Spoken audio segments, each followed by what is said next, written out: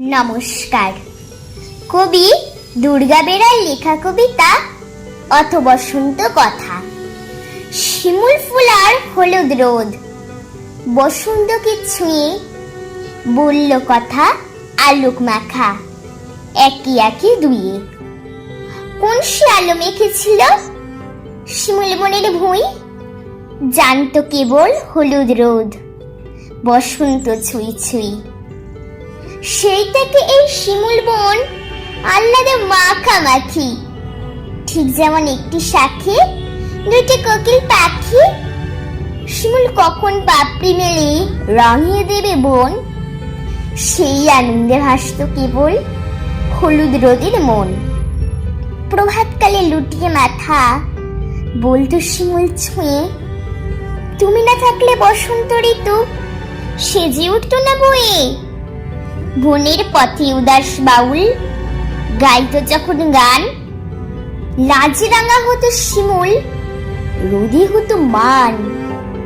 শিমুলকে রোদ বলতো হেঁকে, হ্যাঁ হ্যাঁ করছি অনুভব, এখন আমি কেউ নই, ওই বাউল তোমার সব। এমন করেই কাটতো প্রহর পক্ষ দিনমান, ফাল্গুন ও চৈত্র জুড়ে বসন্ত অভিযান।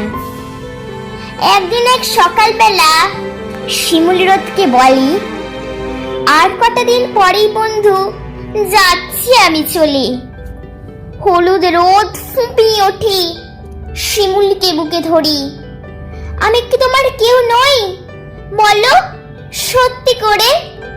তারপরে সেই দিন এলো যেই ফুটলো না শিমুল, রইল গাছে ডাল পাখানি, নেই পাতা নেই ফুল।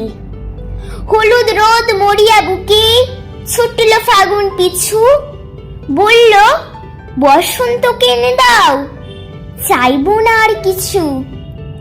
ফাগুন বলল বছরে করলে অরণ্যে এসে ঢুকবে, গুঞ্জরিবে শাখে কোকিল, কুঞ্জি শিমুল ফুটবে। ফাগুন বলল বছরে করলে অরণ্যে এসে ঢুকবে, গুঞ্জরিবে শাখে কোকিল, কুঞ্জি শিমুল ফুটবে। ওরে ভাই ফাগুন লেগেছে বনে বনে, ওরে ভাই ফাগুন লেগেছে বনে বনে,